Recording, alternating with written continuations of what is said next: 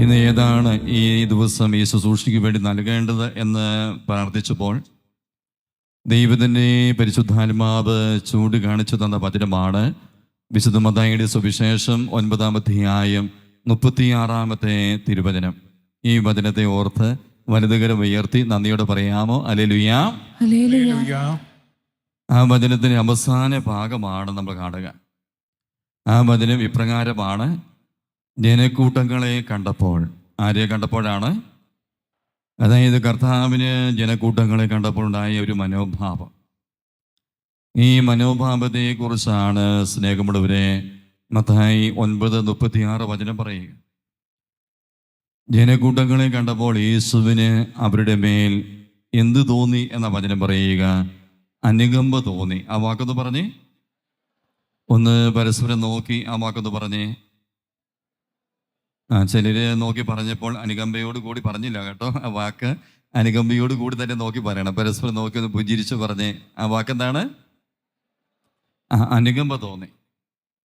അതായത് ദൈവത്തിന് ഒരു വ്യക്തിയെ കാണുമ്പോൾ തോന്നുന്ന ഒരു മനോഭാവമാണ് അനുകമ്പ. ഈ കൺവെൻഷൻ്റെ 1-ാം ദിവസമായി ഇന്ന് ഈ ശുശ്രൂഷ കഴിഞ്ഞ് നമ്മൾ ഭവനത്തിൽ ചെല്ലുമ്പോൾ, നമ്മളായിരിക്കുന്ന സമൂഹത്തിലേക്ക് ചെല്ലുമ്പോൾ, നമ്മളായിരിക്കുന്ന ദേശത്ത് ചെല്ലുമ്പോൾ നമുക്ക് അവിടെ ഉണ്ടാകേണ്ട ഒരു അഭിഷേകമാണ് എന്ത്?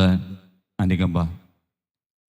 ഇന്ന് ഈ കൺവെൻഷൻ കഴിഞ്ഞ് മടങ്ങി ചെന്ന് ജീവിത പങ്കാളിയെ കാണുമ്പോൾ ഒന്ന് പറഞ്ഞ് ഏത് തോന്നണം? അനുകമ്പ തോന്നണം. പ്രിയപ്പെട്ട മാതാപിതാക്കളെ കാണുമ്പോൾ മക്കൾക്ക് എന്ത് തോന്നണം? അനുകമ്പ തോന്നണം. കാരണം ഈ മക്കൾക്ക് വേണ്ടിയാണ് ഏതൊരു അപ്പനും അമ്മയും അധ്വാനിക്കുന്നത്. ദൈവത്തിന് മാത്രം കൂടുതൽ കരവേത് പറഞ്ഞേ ഹല്ലേലൂയ. നീ നമ്മുടെ മക്കളെ കാണുമ്പോൾ നീ മാതാപിതാക്കൾക്കും അവരോട് എന്ത് തോന്നണം? അനുകമ്പ. ദൈവത്തിൻ്റെ ശൈലി നമ്മുടെ ശൈലിയായിട്ട് മാറണം. ജനക്കൂട്ടങ്ങളെ കണ്ടപ്പോൾ യേശുവിന് അവിടെ മേൽ അനുകമ്പ തോന്നി. അത് കഴിഞ്ഞ് കർത്താവിൻ്റെ വചനം ഇപ്രകാരമാണ് പറയുക: അവർ എങ്ങനെയുള്ള വ്യക്തികളായിരുന്നു? ഇടയിനില്ലാത്ത ആടുകളെ പോലെ പരിഭ്രാന്തര്. രണ്ടാമത് പറയുന്ന ഒരു വാക്കുണ്ട്.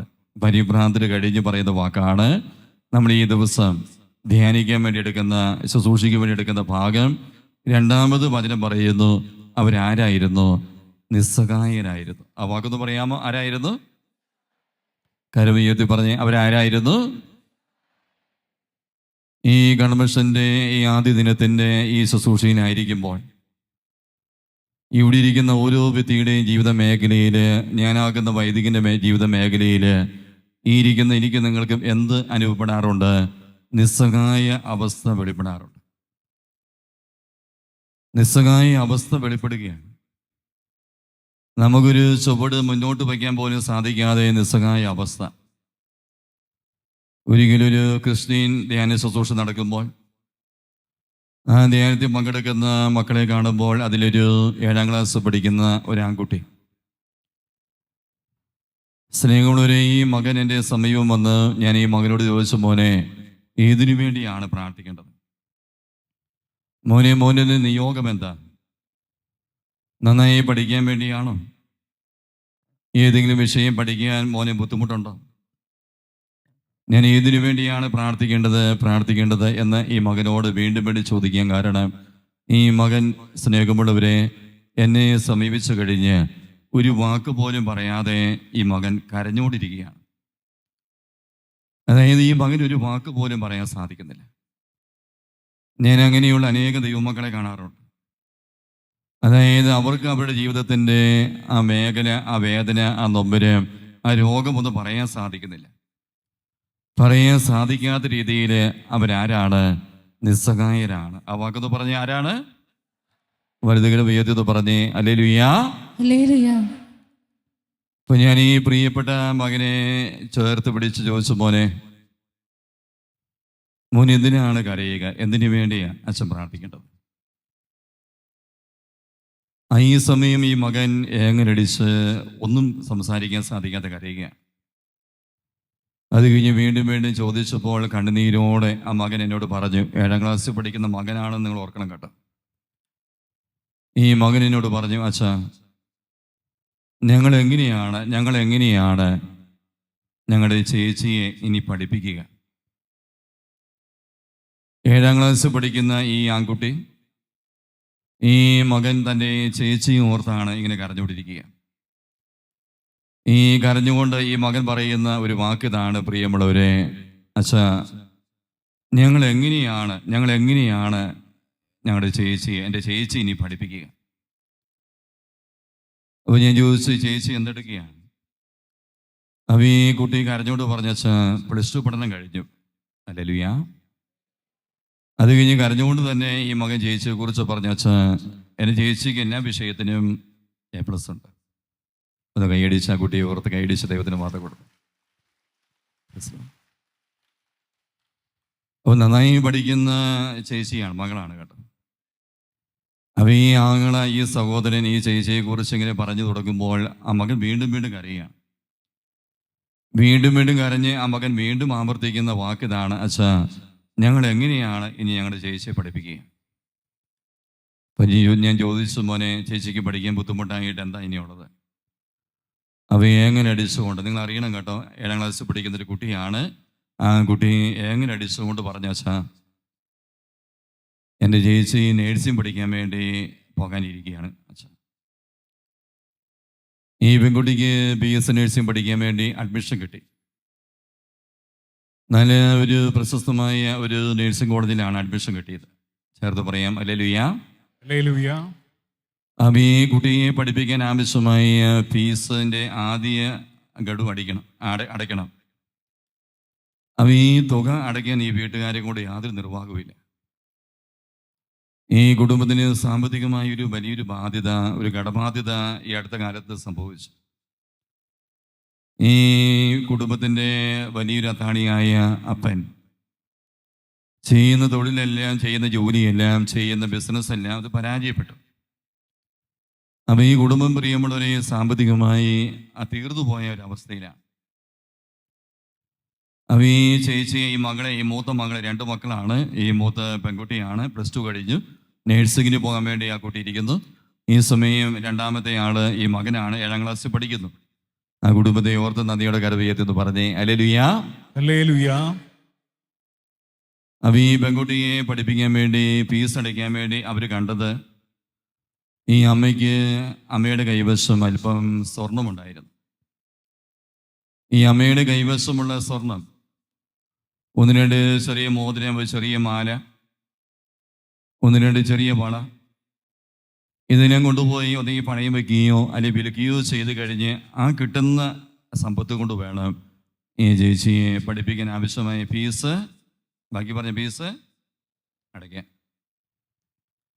അങ്ങനെ അമ്മയുടെ ഈ സ്വർണം വിൽക്കാം അല്ലെങ്കിൽ പണയം വയ്ക്കാം എന്ന് കരുതി അവർ തീരുമാനമെടുത്തു. നാളെയാണ്, പ്രിയമുള്ളവരെ, അത് വിൽപ്പനയ്ക്ക് വേണ്ടി അല്ലെങ്കിൽ പണയം വയ്ക്കാൻ വേണ്ടി അപ്പം കൊണ്ടുപോകാൻ വേണ്ടി ഇരിക്കുക.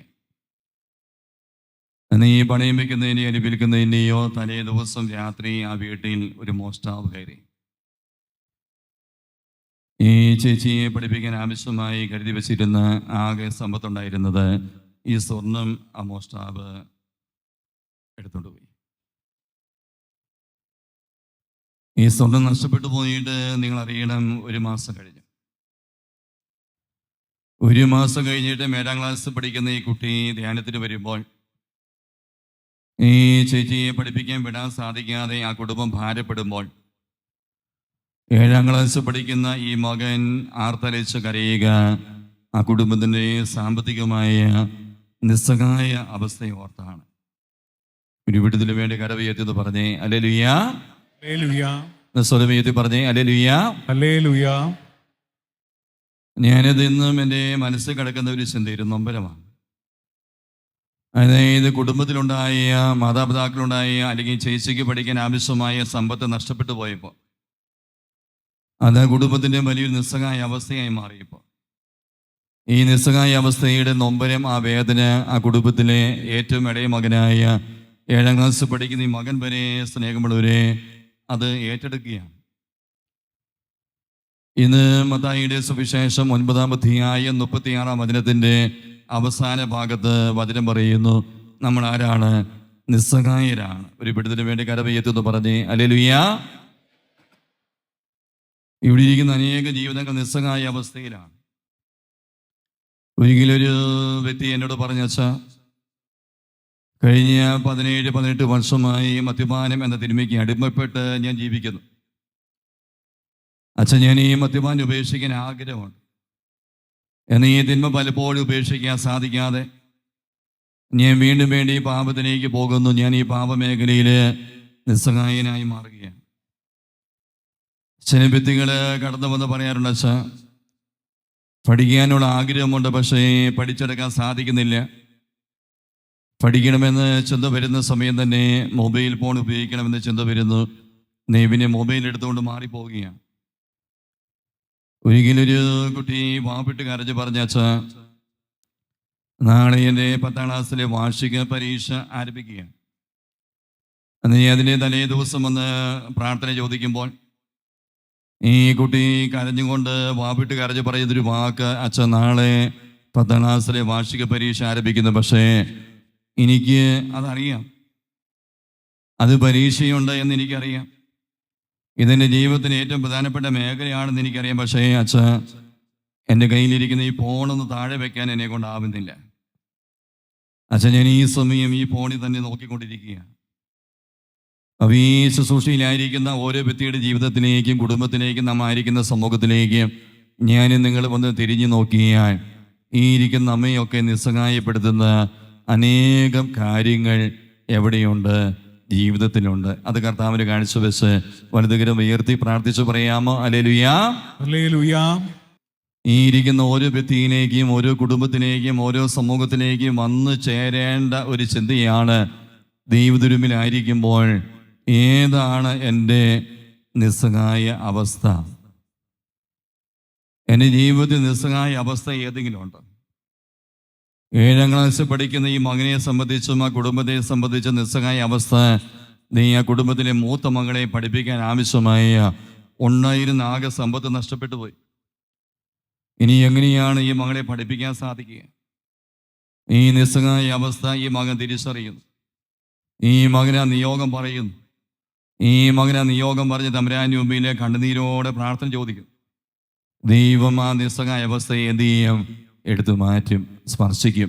കൈയടിച്ച ദൈവത്തിന് മാത്രം കൊടുത്തേ നല്ല ഒരു കരഘോഷം. അതുകൊണ്ട് എനിക്ക് തോന്നുക, എനിക്ക് നിങ്ങൾക്ക് വെളിപ്പെടേണ്ട ഈ കൺവെൻഷൻ്റെ ആദ്യ ദിനത്തിൽ വെളിപ്പെടേണ്ട അഭിഷേകമാണ് 86-ാമത്തെ സങ്കീർത്തനം 1-ാം വചനത്തിൻ്റെ അഭിഷേകം. 86-ാമത്തെ സങ്കീർത്തനം 1-ാം വചനം ഒരു തിരിച്ചറിവ് തരുന്ന വചനമാണ്. ഒന്ന് പറഞ്ഞ്, ഏത് തരുന്ന വചനമാണ്? തിരിച്ചറിവ് തരുന്ന വചനമാണ്. ഒന്ന് പറഞ്ഞ്, ഏത് തരുന്ന വചനമാണ്? നമുക്ക് തിരിച്ചറിവ് തരുന്നു. ചില വചനങ്ങൾ നാം ആയിരിക്കുന്ന അവസ്ഥ നമുക്ക് പറഞ്ഞു തരികയാണ്. 86-ാമത്തെ സങ്കീർത്തനം 1-ാം വചനം തരുന്ന തിരിച്ചറിവ് എന്താണ്? തിരുവചനം പറയുന്നു, കർത്താവേ, ചെവി ചായ്ച്ച് എനിക്ക് ഉത്തരം വരണം.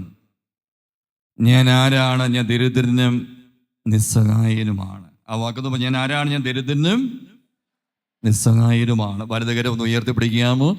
കർത്താവേ, ചെവി ചായ്ച്ച് എനിക്ക് ഉത്തരം തരണമേ. ഞാൻ ദരിദ്രനും നിസ്സഹായനുമാണ്. ഈ വലതുകരം ഹൃദയത്തോട് ചേർത്ത് പിടിക്കാമോ? ഈ വചനം ആവർത്തിക്കുന്നു, സ്വരം ഉയർത്തി ആവർത്തിക്കുന്നു. കർത്താവേ, ചെവി ചായ്ച്ച് എനിക്ക് ഉത്തരം തരണമേ. ഞാൻ ദരിദ്രനും നിസ്സഹായനുമാണ്. ഇനി അടുത്തിരിക്കുന്ന വ്യക്തിയെ നോക്കിക്കേ. ഷെയ്ക്കാൻ്റെ കൊടുക്കണ്ട, ഷെയ്ക്കാൻ്റെ കൊടുക്കുന്നത് പോലെ ഒന്ന് വലതുകരം ഒന്ന് നീട്ടിപ്പിടിച്ച് എന്നിട്ട് ആ വ്യക്തിയുടെ കണ്ണുകളിലേക്ക് നോക്കിക്കേ. ഷെയ്ക്കാൻ്റെ കൊടുക്കണ്ട, കൈ തൊടണ്ട. കൈ തൊടാൻ എളുപ്പമാണ്. കൈ തൊടാതെ ഒന്ന് സ്ട്രെയിൻ ചെയ്ത് അങ്ങനെ പിടിക്കണം. അത് കണ്ണുകളിലേക്ക് നോക്കിക്കേ. എന്നിട്ട് ഈ വചനം ആവർത്തിച്ച്, കർത്താവേ, പോരാ, കർത്താവേ, സ്വരമീരട്ടെ, കർത്താവേ, ചെവി ചായ്ച്ച് എനിക്ക് ഉത്തരം തരണമേ. ഞാൻ ദരിദ്രനും നിസ്സഹായനുമാണ്. ഇരുകാലം ഉയർത്തി സ്വരമുയർത്തി പറഞ്ഞേ ഹല്ലേലൂയാ. ഈ സ്വരം പോരാ, നല്ല ഉയർന്ന സ്വരത്തിൽ പറഞ്ഞേ ഹല്ലേലൂയാ. കരുനാഥ, അതായത് 86-ാമത്തെ സങ്കീർത്തനം 1-ാം വചനം നൽകുന്നത് തിരിച്ചറിവ്. അപ്പോൾ അതിന് ആ വാക്കൊന്ന് പറഞ്ഞ് എന്താണ്? തിരിച്ചറിവ്. ഞാൻ ആരാണ്? നിസ്സഹായനാണ്. ആ വാക്കൊന്ന് പറഞ്ഞ് ഞാൻ ആരാണ്? നിസ്സഹായനാണ്. ഇനി ഈ ശുശ്രൂഷയ്ക്ക് ഈ കൺവെൻഷന് ഒരു പക്ഷേ ഇന്ന് രാവിലെ നമ്മൾ വീട്ടിൽ നിന്ന് ഇറങ്ങുമ്പോൾ ഒരുപക്ഷെ നമ്മൾ ആഗ്രഹിച്ചിട്ടുണ്ടാകാം ജീവിത പങ്കാളിയും കൂടെ നമ്മൾ കൂട്ടിക്കൊണ്ട് പോകാം. ഹല്ലേലൂയ. ജീവിത പങ്കാളിയും കൂടി കൂട്ടിക്കൊണ്ട് പോകാം എന്ന് കരുതി, അല്ലെങ്കിൽ ഞായറാഴ്ച ദിവസം ബലിയർപ്പിക്കാൻ വേണ്ടി ദേവാലയത്തിലേക്ക് പോകാൻ ഒരുങ്ങുമ്പോഴാണ് നമ്മൾ പറഞ്ഞു, ജീവിത പങ്കാളിയോട് പറഞ്ഞു, ഞായറാഴ്ച കുർബാനയിൽ പങ്കെടുക്കാൻ വേണ്ടി പോവാം. ഈ സമയം ജീവിത പങ്കാളി കഴിഞ്ഞ് 3-4 വർഷമായി ദേവാലയവുമായി ബന്ധമില്ല. ഈ ജീവിത പങ്കാളിയോട് ദേവാലയത്തിൽ വരാൻ പറഞ്ഞത് ജീവിത പങ്കാളി വരില്ല. ഈ ദേവാലയത്തിൽ പോയിക്കൊണ്ടിരിക്കുന്ന പ്രാർത്ഥിച്ചുകൊണ്ടിരിക്കുന്ന അടുത്ത ജീവിത പങ്കാളിക്ക് ഈ ജീവിത പങ്കാളിയുടെ വിശ്വാസമില്ലായ്മയുടെ മേഖലയിൽ ചില സമയത്ത് എന്ത് തോന്നാറുണ്ട്? നിസ്സഹായ അവസ്ഥ തോന്നാറുണ്ട്. ഉണ്ടോ ഇല്ലയോ? പറഞ്ഞ് ഉണ്ടോ ഇല്ലയോ? ഉണ്ട് കേട്ടോ. നമ്മൾ ആ മേഖലയിൽ നിസ്സഹായനായിട്ട് മാറുകയാണ്. ഒരിക്കൽ ഒരു അപ്പച്ചൻ വന്ന് വലിയ കണ്ണുനീരോടെ ഈ അപ്പച്ചൻ പറഞ്ഞു, അച്ഛാ, എൻ്റെ മകൻ വിദേശത്ത് പോയതാണ് അച്ഛാ.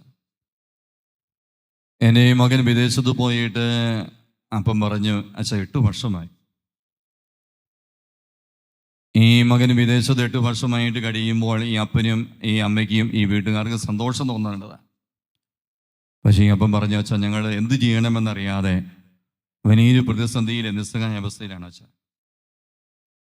അപ്പോൾ ഞാൻ ആ വ്യക്തിയോട് ചോദിച്ചു, അപ്പച്ചാ എന്താണ് പ്രശ്നം? അപ്പോൾ ഈ ഇരിക്കും നമ്മൾ അറിയണം കേട്ടോ, ഈ മകൻ വിദേശത്ത് പോയിട്ട് കഴിഞ്ഞ 8 വർഷമായിട്ട് മകന് വിദേശത്ത് ഇതുവരെയും നല്ല ഒരു ജോലി ലഭിക്കുന്നില്ല.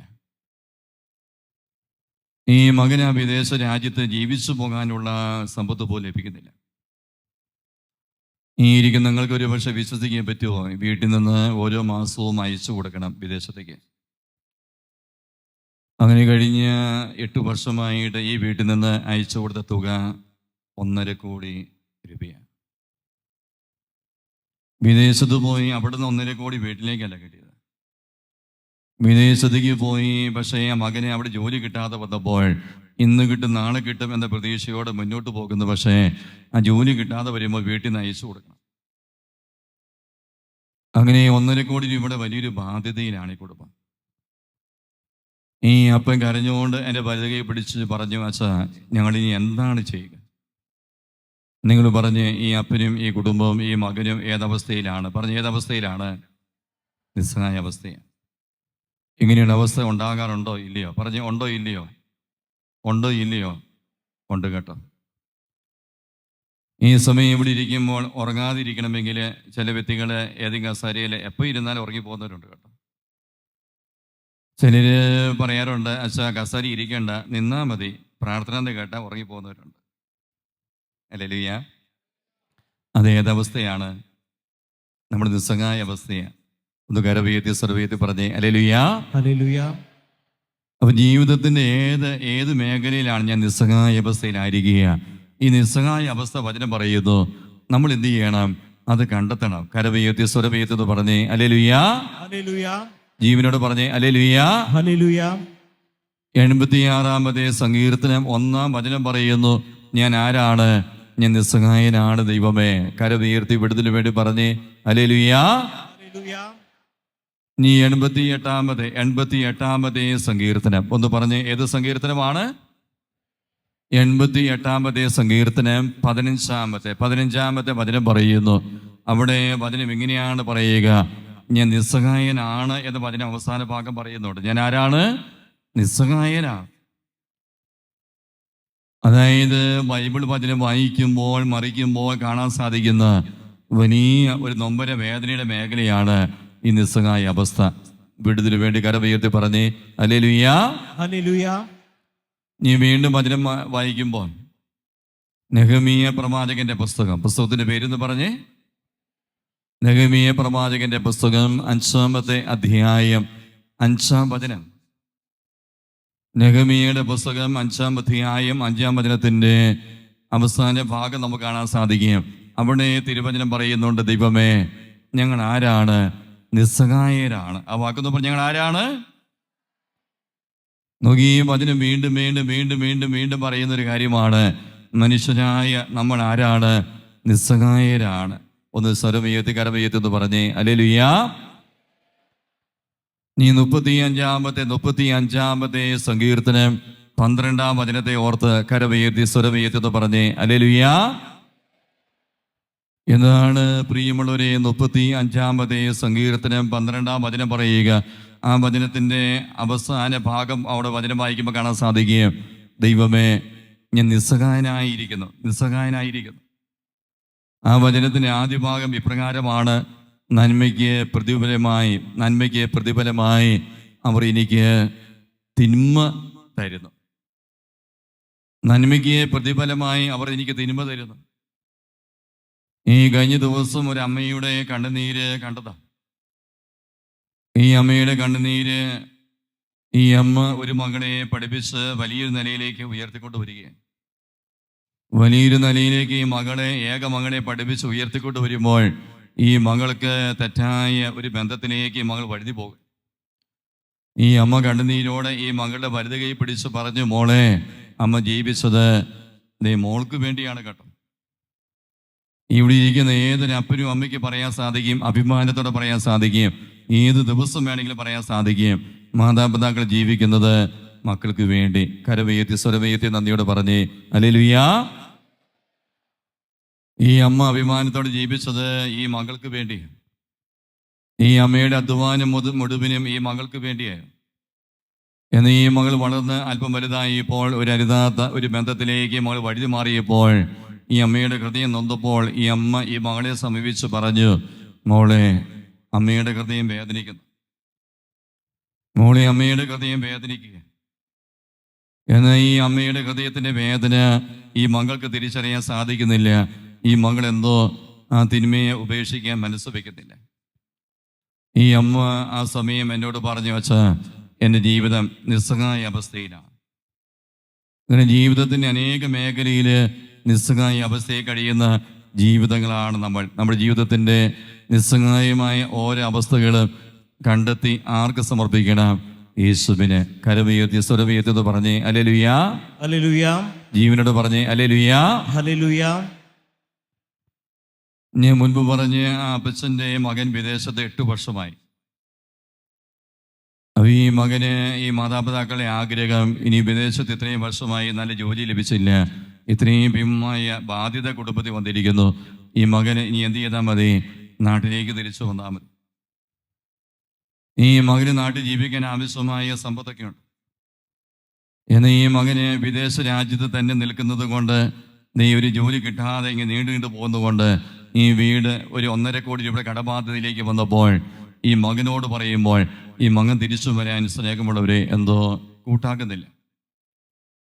ഈ മകൻ പ്രതീക്ഷിക്കുന്നത് ഇന്നല്ലെങ്കിൽ നാളെ, പക്ഷേ ഓരോ മാസവും തള്ളി നീക്കാൻ ഈ കുടുംബം ഒരുപാട് ഭാരപ്പെടുന്നു. അങ്ങനെ ഓരോ ദിവസവും തള്ളി നീക്കാൻ ഭാരപ്പെടുന്ന ഓരോ കുടുംബത്തെയും കർത്താവിൻ്റെ കാഴ്ചവെച്ച് വലുതുകരം ഉയർത്തി ആ നിസ്സഹായ അവസ്ഥയിലേക്ക് ദൈവം വരാൻ വേണ്ടി കരമുയർത്തി പറഞ്ഞേ ഹല്ലേലൂയ. ഹല്ലേലൂയ. അപ്പം ഈ അപ്പൻ്റെ കണ്ണുനീര്, ഈ നിസ്സഹായ അവസ്ഥ ഒരു മേഖലയേ ഉള്ളൂ. അച്ഛാ, അപ്പൻ പറഞ്ഞു, മകൻ നാട്ടിലേക്കൊന്ന് വന്നാൽ മതി. ഈ ഞങ്ങളുടെ മകൻ നാട്ടിലേക്കൊന്ന് വന്നാൽ മതി അച്ഛൻ. ഇനി മകൻ നാട്ടിലേക്ക് വരാതെ അവിടെ നിൽക്കുകയാണെങ്കിൽ ഞങ്ങൾ എല്ലാ രീതിയിലും തീർന്നു പോകും കേട്ടോ. ഈ സമയം ദൈവത്തിന് ആത്മാവ് നൽകുന്ന ദൈവികമായൊരു സന്ദേശമാണ്, നീ 6 മാസം കൊണ്ട് മകൻ നാട്ടിലെത്തിച്ചേരും. കൈയടിച്ച് ദൈവത്തിന് മാത്രം കൊടുത്തേ നല്ല ഒരു കരോഷ കത്താനുള്ളത്.